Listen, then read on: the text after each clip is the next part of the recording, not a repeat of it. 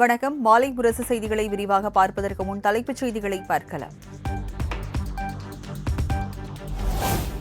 27 கோடி ரூபாய் லஞ்சம் பெற்றதாக அதிமுக முன்னாள் அமைச்சர் வைத்திலிங்கம் மீது லஞ்ச ஒழிப்புத்துறை வழக்கு பதிவு. பெருங்களத்தூரில் அடுக்குமாடி குடியிருப்பு கட்ட திட்ட அனுமதி வழங்க லஞ்சம் பெற்றதாக அளிக்கப்பட்ட புகாரில் நடவடிக்கை.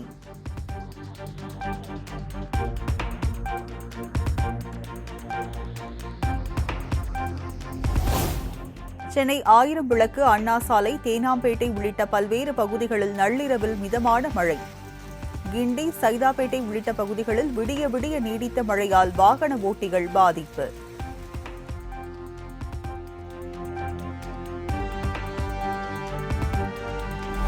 வடக்கு அந்தமான் கடல் மற்றும் அதன் சுற்றுப்புற பகுதிகளில் இன்று மேல்காற்று சுழற்சி உருவாக வாய்ப்பு. நாளை மறுநாள் வங்காள விரிகுடாவில் குறைந்த காற்றழுத்த தாழ்வு பகுதி உருவாகக்கூடும் எனவும் சென்னை வானிலை ஆய்வு மையம் அறிவிப்பு.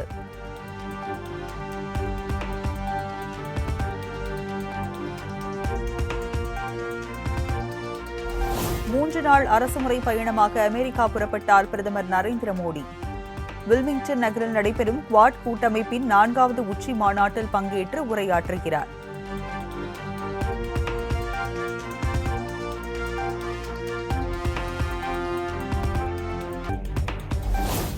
அமெரிக்க அதிபர் ஜோ பைடனுடன் இன்று இருதரப்பு பேச்சுவார்த்தை நடத்துகிறார் பிரதமர் மோடி.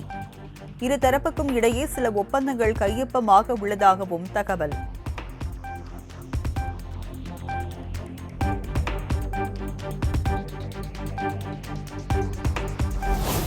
இலங்கையில் 9வது அதிபரை தேர்ந்தெடுப்பதற்கான வாக்குப்பதிவு விறுவிறுப்பு.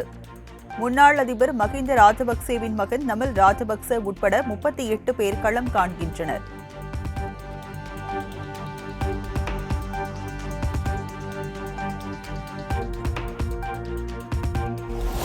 இலங்கை முழுவதும் 22 மாவட்டங்களில் மொத்தம் 13,421 வாக்குச்சாவடிகள் அமைப்பு. 1,71,40,000 பேர் வாக்களிக்க ஏற்பாடு.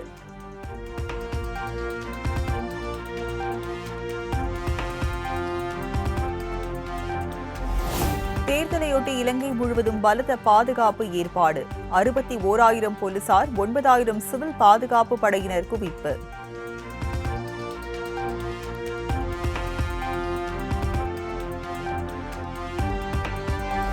மாலை 5 மணியுடன் வாக்குப்பதிவு முடிவடையும் நிலையில் இரவு 7 மணிக்கே தொடங்குகிறது வாக்கு எண்ணிக்கை. இலங்கையின் புதிய அதிபர் யார் என நாளை அறிவிக்கப்படும் எனவும் எதிர்பார்ப்பு.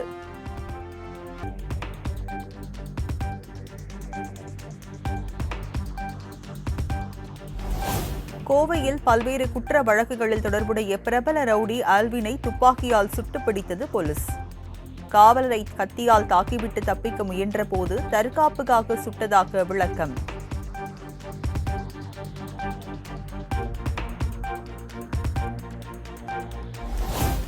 சென்னையை அடுத்து தேர்வாய்கண்டிகையில் 564 கோடி மதிப்பீட்டில் அமைகிறது புதிய கார் டயர் தொழிற்சாலை. 200 பேருக்கு வேலைவாய்ப்பு கிடைக்கும் என தகவல்.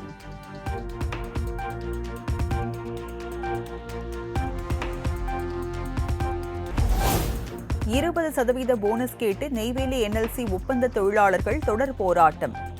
கடலூர் கோட்டாட்சியர் அலுவலகத்தில் நடைபெற்ற பேச்சுவார்த்தை தோல்வி. ஆட்சி நிர்வாகம் கொடுத்திருக்கக்கூடிய அவர்கள் வேண்டுகோளையும் NLC நிர்வாகம் நிராகரித்துவிட்டது. எந்தவிதமான சுமூகமான முடிவுக்கு NLC நிர்வாகம் ஒத்து வராததால், இணங்காததால் இந்த பேச்சுவார்த்தையில் எந்தவிதமான உடன்பாடும் எட்டப்படவில்லை.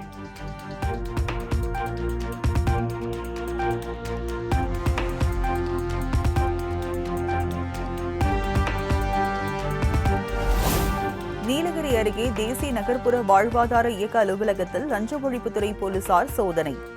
கணக்கில் வராத 4 லட்சம் ரூபாய் ரொக்கப்பணம் பறிமுதல்.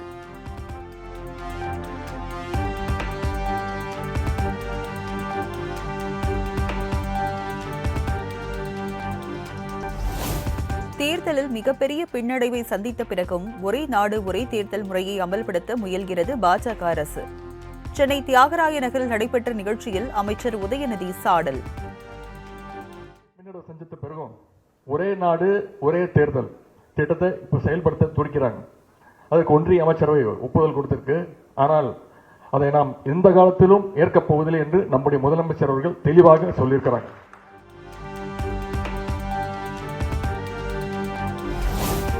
சாலையில் போவோர் வருவோர்களிடம் எல்லாம் துணை முதலமைச்சர் பதவி குறித்து கேள்வி எழுப்பப்படுகிறது. அரசியல் குறித்து தன்னிடம் கேள்வி கேட்க வேண்டாம் என நடிகர் ரஜினிகாந்த் கருத்து தெரிவித்த நிலையில் அமைச்சர் உதயநிதி பேச்சு. முழு உரிமையும் முதலமைச்சர் கிட்ட தான் இருக்கு. இது முதலமைச்சர் தான் கேட்கணும். அவர்கிட்ட கேட்காத அவர்கிட்ட கேட்டுட்டு இருக்கீங்க. ஆனா யாரெல்லாம் மைக்கு ரோட்ல போற வரவங்க கிட்ட எல்லாம் மைக்கு நீட்டி உதயநிதி துணை முதலமைச்சர் உங்க ஒப்பீனியன் என்ன, உங்க ஒப்பீனியன் என்கிட்ட கேட்டீங்க. சரி,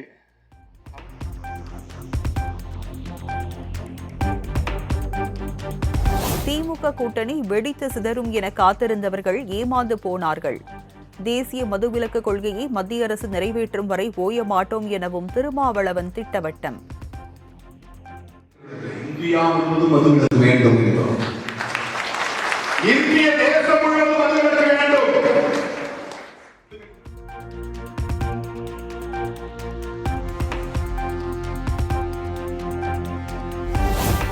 மக்கள் நீதி மய்யம் கட்சியின் பொதுக்குழு உறுப்பினர்கள் கூட்டம் கட்சித் தலைவர் கமல்ஹாசன் தலைமையில் சென்னை தேனாம்பேட்டையில் இன்று காலை 9 மணிக்கு நடைபெறுகிறது.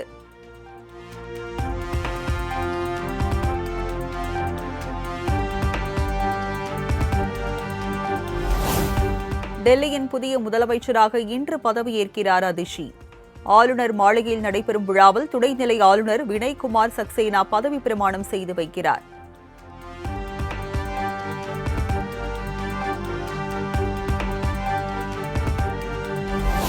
கொல்கத்தாவில் 40 நாட்களுக்கு பிறகு இன்று மீண்டும் பணிக்கு திரும்பும் பயிற்சி மருத்துவர்கள்.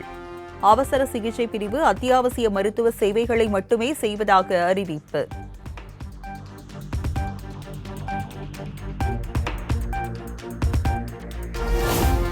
இந்த காலத்தில் ரசிகர்களின் எதிர்பார்ப்புகளை பூர்த்தி செய்வதே கடினமாக உள்ளது. இப்போதெல்லாம் நல்ல இயக்குநர்கள் கிடைப்பதில்லை எனவும் வேட்டையின் இசை வெளியீட்டு விழாவில் ரஜினிகாந்த் வருத்தம்.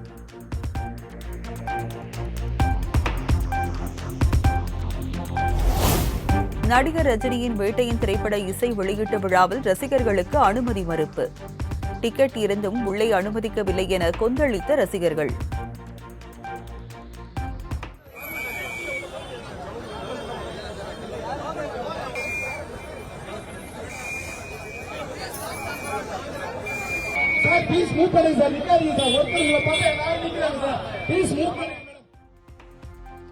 மேட்டூர்லேருந்து வந்திருக்கிறோம். பிபி டிக்கெட் எங்களுக்கு கொடுத்தது கரெக்டாக கெப்பாசிட்டி பார்த்து தான் நாங்கள் டிக்கெட் அடிச்சிருப்பாங்க. ஆனால் எப்படி உள்ள விட மாட்டேங்கிறாங்கன்னு தெரியல. அப்போ இந்த டிக்கெட் வச்சு போனவங்களாம் யாருன்னு ஒன்றுமே புரியல எங்களுக்கு. இவ்வளோ பேர் டிக்கெட் வாங்கி இவ்வளோ பேர் ஏமாற்றம் அடைஞ்சு இவ்வளோ தூரம் போகிறாங்க. அவ்வளோ தூரத்தில் மேட்டூர்லேருந்து வந்திருக்கிறோம் நாங்கள். ரொம்ப ஏமாற்றமாக இருக்குது. ஸோ 1000, 3000, 4000 அடிச்சாச்சு, கொடுத்தாச்சு. Seat number important. ரோ இல்லை, சீட் நம்பர் இல்லை. டிக்கெட் இருக்க தைரியமாக உள்ளே போகலான்னு சொல்லி தான் வந்தேன். ஆனால் கடைசியில் பார்த்தா உள்ளே விட மாட்டேன்ட்டாங்க. இடம் ஃபுல்லாக பயங்கர ரெஸ்ட் ஆயிடுச்சு, யாருமே உள்ள அலௌட் இல்லைன்னு சொல்லி கிட்டத்தட்ட ஒரு 200 பேர் 300 பேர் சுற்றி சரௌண்டிங்கில் அடிக்கிறாங்க. யாருமே உள்ள விட மாட்டேன்றாங்க. இதனால எங்களுக்கு ரொம்ப ஏமாற்றம் தான். தெரியல, ஓவர் எக்ஸஸ் கிரௌட் அப்படின்றாங்க. பட் அதுதான் உண்மையான ரீசனா தெரியல. போறவங்க போயிட்டு தான் இருக்காங்க. ஈவன் நம்ம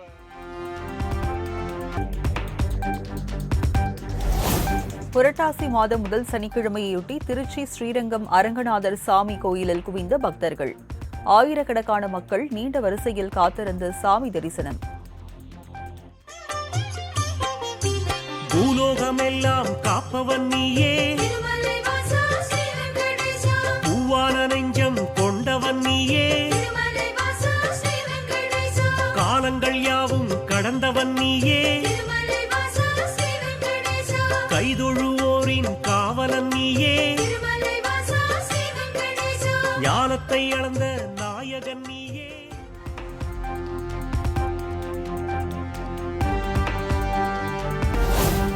அடிப்படை வசதிகள் இல்லாத குடியிருப்பில் குடியமர்த்துவதா? சென்னை மூலக்கொத்தளம் பகுதி மக்கள் போராட்டம்.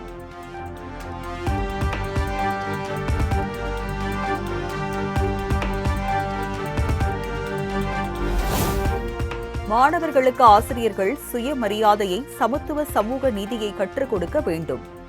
சென்னையில் நடந்த நிகழ்ச்சியில் பள்ளிக்கல்வித்துறை அமைச்சர் அன்பில் மகேஷ் அறிவுறுத்தல்.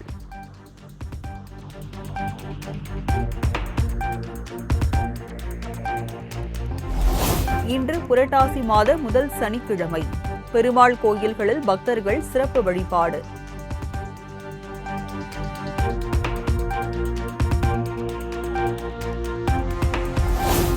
சமயபுரம் மாரியம்மன் கோயிலில் 1,27,00,000 ரூபாய் ரொக்கப்பணம் காணிக்கை. தங்கம் மற்றும் வெள்ளி பொருட்களையும் உண்டியலில் செலுத்திய பக்தர்கள்.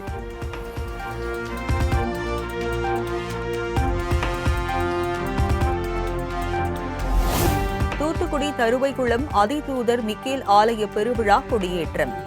வான வேடிக்கையுடன் நடைபெற்ற விழாவில் திரளான கிறிஸ்தவர்கள் பங்கேற்பு.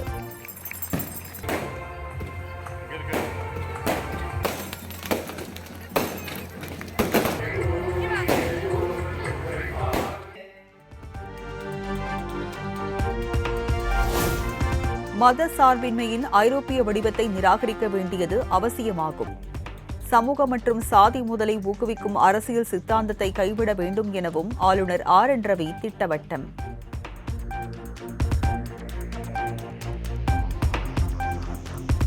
கொல்கத்தாவில் கைகளில் தீப்பந்தங்களை ஏந்தியவாறு பொதுமக்கள் பேரணி.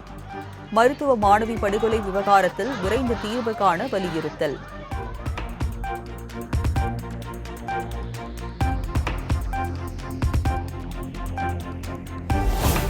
AI தொழில்நுட்ப வசதிகளுடன் மொழிபெயர்க்கப்படும் உச்சநீதிமன்ற தீர்ப்புகள். தமிழ் முன்னிலை வகிப்பதாக தலைமை நீதிபதி TY சந்திரசூட் பெருமிதம்.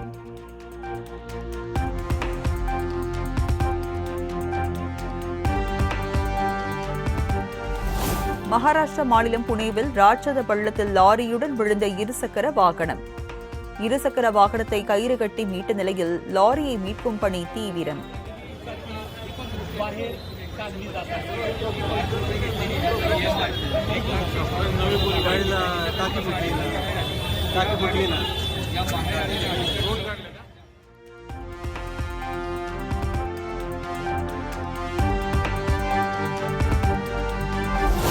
எமர்ஜென்சி திரைப்படம் வெளியீடு தொடர்பாக திரைத்துறை சார்பில் தனக்கு எந்த ஆதரவும் கிடைக்கவில்லை. திரைப்பட தணிக்கைத்துறை சான்றிதழ் வழங்கப்படாத நிலையில் நடிகை கங்கனா ரணாவத் கவலை.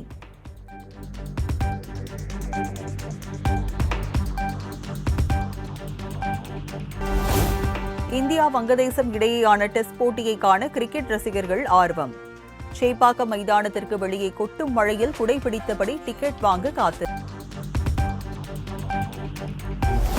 சச்சின் டெண்டுல்கரின் சாதனையை தகர்த்து புதிய உலக சாதனை படைத்தார் விராட் கோலி. சர்வதேச கிரிக்கெட்டில் சொந்த மண்ணில் அதிவேகமாக 12,000 ரன்கள் கடந்த வீரர் என்ற பெருமையை பெற்றார்.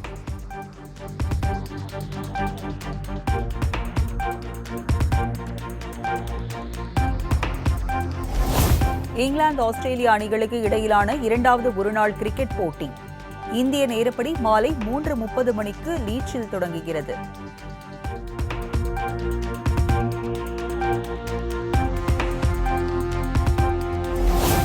இந்தியன் சூப்பர் லீக் கால்பந்து போட்டியில் பஞ்சாப் அணி வெற்றி. 2-1 என்ற கோல் கணக்கில் ஒடிசாவை வீழ்த்தி அசத்தல்.